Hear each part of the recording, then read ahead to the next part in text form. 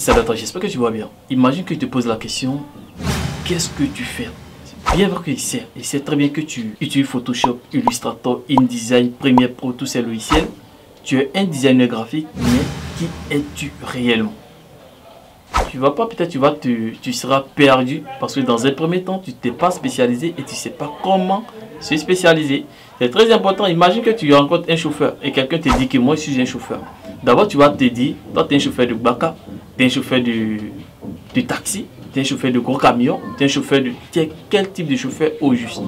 C'est ça aussi quand tu es dans le design, il va falloir que tu aies une idée réelle de qui tu es réellement. Il y a plus de 8 à 10 métiers qui sont associés. Donc quand tu utilises Photoshop, il faut savoir dans quoi tu t'es spécialisé. Tu utilises Illustrator, il faut connaître dans quoi se spécialiser.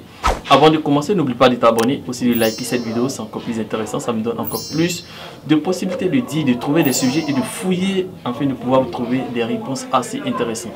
Pour quelqu'un qui ne sait réellement pas qu'est-ce qu'il fait, comment il essaie d'exploiter, parce que même quand tu es en train de faire des supports de communication, tous ces éléments-là, flyer, kakemono, tout ça, il faut savoir dans quel élément dont tu t'es spécialisé.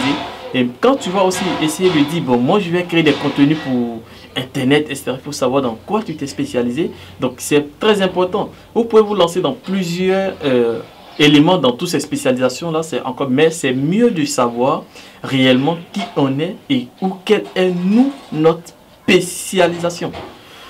C'est très important de connaître ça, parce que si tu ne connais pas, ça va vraiment faire énormément de choses, ça va faire énormément de trucs. Tu mets sur ton CV seulement je suis infographiste, tu mets sur ton CV je suis designer, tu mets sur ton CV je suis... En fait c'est vague, ça montre que tu es gars d'abord, un gawa. Tu sais quoi? Parce que là tu me dis que tu es infographiste. Infographiste comment? Il ne sait pas, il y a plusieurs métiers. Il y a plusieurs métiers. Quelqu'un me dit qu'il est développeur. On ne peut pas te mettre directement sur un projet. C'est impossible parce qu'on ne sait pas si tu es front-end ou tu es back-end. Tu vois? Ou soit peut-être tu es un développeur JavaScript, etc. On ne sait pas. Il faut être fixe. Mais on ne dit pas que se spécialiser, c'est ça. Non, non. Tu peux se spécialiser et puis faire 3 de ces spécialisations à la fois. 4 à la fois, ça va dépendre de toi. Si tu as la force, le courage et les éléments nécessaires qui vont te permettre de pouvoir faire tous ces éléments-là. Il n'y a pas de problème. Mais au moins, il faut avoir une idée réelle. Il faut connaître ce que tu es en train de faire. C'est très important. Donc ici, on va parler de la spécialisation. Donc quand par exemple, moi, tu me demandes, qu'est-ce que tu fais réellement? Je suis infographiste. D'abord, pointeur. Je suis un monteur vidéo. Et je suis infographiste éditorial. Tu vois? Donc là, c'est un peu spécifique. Il sait réellement.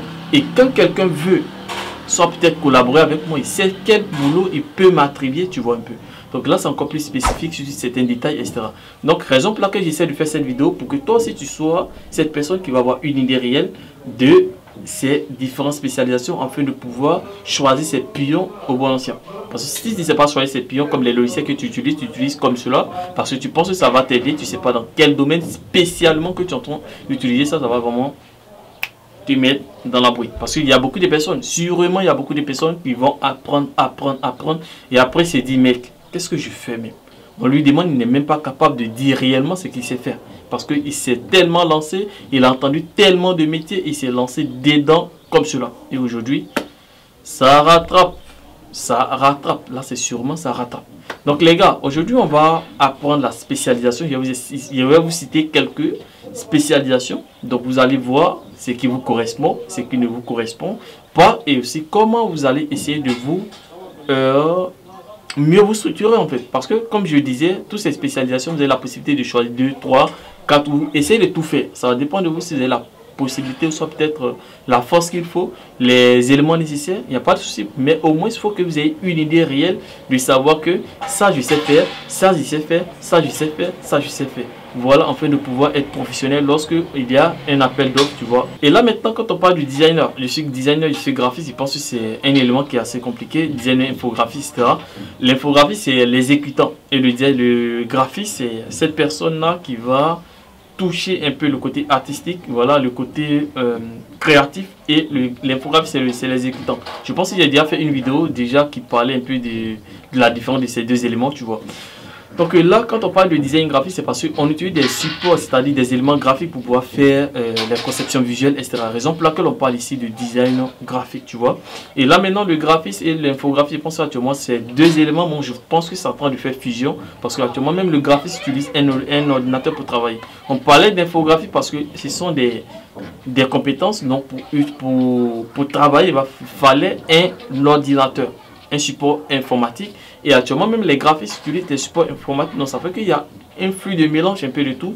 Mais si c'est un cas, il y a une certaine spécialisation. Voilà, il va falloir aussi savoir se spécifier. Mais sur ce sujet, graphiste, infographiste, il ne faut pas vraiment te casser la tête parce qu'actuellement, tout coule avec le même système. Donc, je pense qu'il n'y a pas grand-chose. Donc, maintenant, on va passer directement à la spécialisation. Le premier, c'est le graphiste branding ou infographie branding.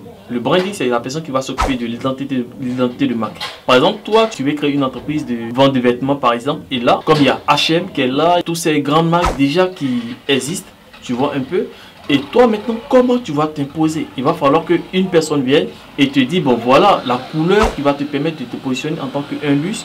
Voilà l'identité, c'est-à-dire le logo assez intéressant qui va te permettre de pouvoir être remarquable.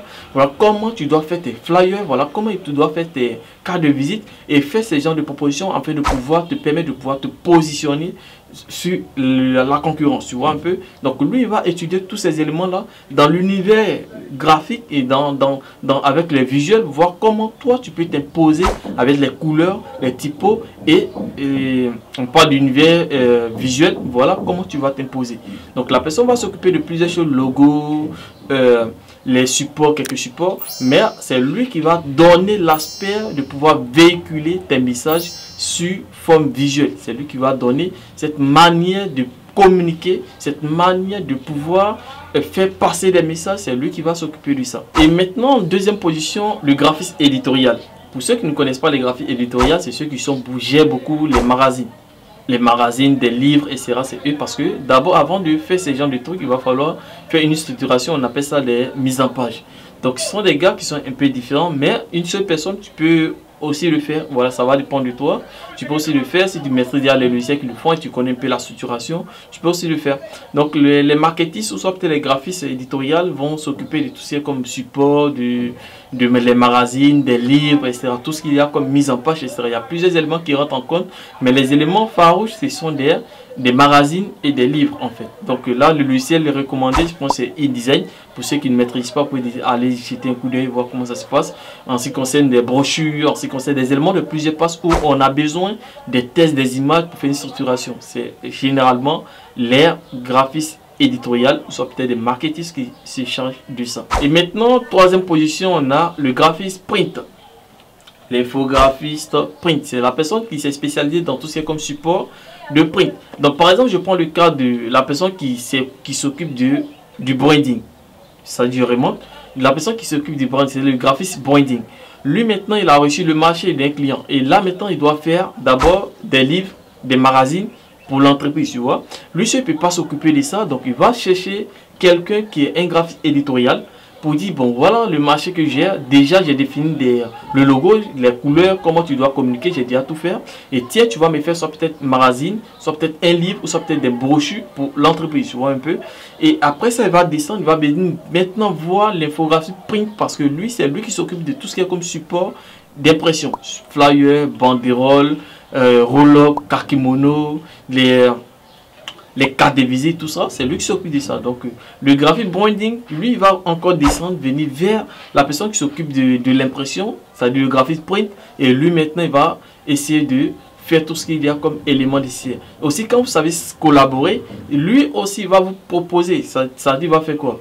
Il va vous donner des conseils, des éléments nécessaires que vous allez utiliser pour pouvoir mettre dans votre devis, tout et tout. Donc souvent, vous travaillez en collaboration. Mais si tu es vraiment pertinent, tu peux toi seul faire ces trois métiers-là et garder le marché pour toi seul. Maintenant, comme je parlais de graphic print, c'est la personne qui est beaucoup dans les impressions, etc. Tout ce qui est comme imprimerie. Si vous ne voyez pas les tasses, les t-shirts, tous ces éléments-là, lui va faire les maquettes, tout pour qu'on puisse imprimer. Donc vous pouvez partir sur Internet, vous allez taper un peu les différents éléments imprimables, vous allez voir comment ça se passe. Donc vous pouvez vous spécialiser dans ça pour faire et comment travailler pour lui, pour toi-même, ou soit peut-être travailler pour une agence d'imprimerie, tout simplement. Le graphisme web. Le graphisme web, c'est celui qui va créer par exemple des couvertures Facebook, lui qui qui va créer peut-être que des supports de Facebook, de la promotion Facebook, les supports de Google Ads, c'est lui qui va créer peut-être que des affiches pour le site internet. Le graphisme web, c'est pas la personne qui va faire la conception du site. Le graphisme web, il y a plusieurs, en fait, quand vous partez, vous tapez graphisme web, en tout cas, il y a plusieurs éléments qui sont associés à ce domaine-là. Donc, ça va dépendre. Souvent, c'est le UX, la personne qui fait l'interface utilisateur, ceux qui utilisent Adobe XD ou Figma. Et aussi, ils font ça, ce qu'on appelle sont les designers graphiques, tu vois. Ou sont peut-être le graphisme web. Mais généralement, chacun dépend. Ça dépend, en fait. Il y a une sorte de spécialisation aussi dans ce secteur d'activité. C'est à vous maintenant de voir réellement ce qui vous intéresse parce que chaque élément est assez profond. Voilà. Quand on parle du graphisme web, quand vous allez partir sur internet, vous allez taper graphisme web, designer web, vous allez voir qu'il y a plusieurs éléments qui sont associés à ça. Donc c'est à vous d'aller fouiller un peu, trouver les différents éléments et aussi voilà, avoir une idée réelle de où est-ce que vous allez vous lancer réellement. Donc le graphique web, c'est quelqu'un aussi qui va gérer un peu tout ce qui est comme image sur les sites internet. Donc si la personne par exemple a le choix de faire la conception d'un site, il y a quelqu'un qui va créer le menu, soit peut-être la couverture, soit peut-être les différents éléments qui vont aller sur internet, c'est lui qui va s'occuper de ça, agencer toutes ces images là pour pouvoir permettre aux développeurs de mieux travailler en fait. Donc un peu ça, essayez aussi de vous renseigner parce que le UI design aussi est inclus dans ce secteur là. Le graphisme illustratif ou soit peut-être l'illustrateur. L'illustrateur, c'est la personne qui va s'occuper pour ceux qui regardent peut-être les jeux vidéo par exemple, soit peut-être les books de jeux vidéo. Vous voyez réellement que souvent il y a des histoires de dessin, il y a des histoires illustratives, il y a des trucs, tout ce qui est comme illustration et autres, c'est eux qui s'occupent de ça. C'est-à-dire quand vous prenez magazine pour enfants, magazine pour une grande personne, etc., pour adultes, vous allez voir les dessins illustratifs, les dessins illustratifs, vous allez voir tous ces éléments, c'est eux qui s'occupent de ça. Donc par exemple, pour une personne qui est graphiste éditorial, s'il a un marché, donc il doit faire des designs, c'est-à-dire des éléments illustratifs, va aller directement contacter l'illustrateur afin de pouvoir lui permettre de créer tous ces comme éléments illustratifs sous forme de dessin dans son contenu. Donc souvent dans les jeux vidéo, vous voyez directement des éléments illustratifs. Souvent les covers de Stanley, vous voyez que les éléments, c'est-à-dire les images utilisées, ne sont pas des images matricées, ce sont des images vectorielles, c'est-à-dire des dessins que les gens vont utiliser. Il y a plusieurs. Donc ça dépend. Les illustrations aussi, c'est un truc assez intéressant. Vous pouvez collaborer avec plusieurs, même le graphisme éditorial, vous pouvez collaborer avec le graphisme web, vous pouvez collaborer avec pas mal même le graphic print parce que souvent c'est pas tous les supports comme Flash etc qu'on utilise peut-être des images etc. Sur certains contextes il faut peut-être dessiner, faire des trucs illustratifs etc. Donc l'illustrateur vraiment c'est beaucoup basé pour cette personne qui sait réellement dessiner à la main comme sur un ordinateur. Donc c'est très important de savoir dessiner lorsque tu veux te lancer dans ce domaine-là. Il y a le graphisme 3D. Le graphisme 3D ici c'est cette personne qui va faire des visuels sur forme de 3D. Je vois des gens qui font des mock-ups sur les logiciels 3D par exemple, des mock-ups pour pouvoir appliquer certaines références. Donc d'autres aussi font des éléments de la 3D pour inclure ça sur des visuels différents. Donc le graphisme 3D, c'est la personne qui va s'occuper de tout ce qui est comme aspect 3D, aspect 3 dimensions de l'infographie. Donc il y a certains infographes qui sont dans tout ce que j'ai cité. Il y a d'autres aussi qui sont spécialisés dans certains éléments. Il y a d'autres aussi qui... Ça va dépendre du type de contrat et comment ta manière de collaborer et des marchés dont tu gagnes en fait. Parce que quand tu vas gagner des gros marchés, tu seras obligé de collaborer, soit peut-être d'être capable de pouvoir réaliser tout ça toi seul. Donc le graphisme 3D, vous pouvez déjà taper sur internet, vous allez voir les différents éléments. Voir si c'est la 3D qui vous intéresse. Mais avant tout, essayez d'étudier un peu l'environnement, voir réellement si ce domaine-là est vraiment, voilà, rapporte réellement de l'argent avant de pouvoir vous lancer pour ne pas vous lancer voilà d'une manière à une autre et puis après c'est pas rentable. Les graphismes animation, soit peut-être l'infographiste animation, soit peut-être donc au niveau de l'animation il y a deux parties, il y a 2D et puis il y a 3D. 2D ou 3D. Donc les animations 2D, ce sont des animations dont on gère avec After Effects, on appelle souvent le motion designer 2D, on gère avec After Effects les bandes dessinées, tous ces éléments, tu vois. Ou soit peut-être tu peux faire ça sur la 3D. Donc là aussi il y a une affaire de spécialisation, c'est à toi de voir ce qui peut t'intéresser et directement tu vas te lancer. La 3D ou la 2D, etc. Donc à toi de voir. quel domaine qui sera vraiment intéressant pour toi et aussi te lancer aussi facilement. Les logiciels 3D, il y en a énormément, et aussi les logiciels de motion, je crois que moi je connais seulement que After Effects, et puis Animate. Voilà, donc c'est à vous de voir ce qui vous correspond et à faire maintenant vous allez vous spécialiser. Donc avec tout ce que j'ai cité là, c'est à vous de voir et être vraiment spécifique dans un domaine ou 2 ou 3 domaines afin de pouvoir mieux vous orienter. Parce que si vous ne faites pas ça, que vous vous lancez directement et aussi comme cela, sans même étudier, parce que même un seul logiciel peut te permettre de tester 2 éléments à la fois, c'est-à-dire 2 de ces spécialisations à la fois. Quelqu'un qui utilise Illustrator peut être à la fois un designer print ou un infographe print, en même temps un illustrateur. Tu vois un peu, Illustrator seul peut faire que tu peux devenir un illustrateur et en même temps tu peux travailler en tant qu'un designer print ou un infographe print. Tu vois, c'est la personne qui est dans les imprimeries. Parce que Illustrator permet de faire des cartes de visite, des flyers, des kakemono, tout. Seulement que il est un peu limité en termes de style. Voilà, il ne peut pas détruire des images. Pour faire, mais une manière de le faire si tu maîtrises réellement le logiciel.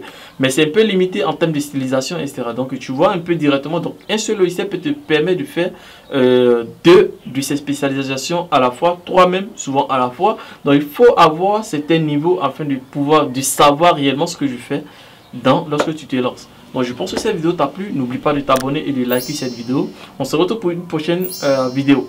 Donc au revoir, à la prochaine. Aussi je rappelle une chose, n'oubliez pas aussi ça, vous pouvez faire ça depuis chez vous.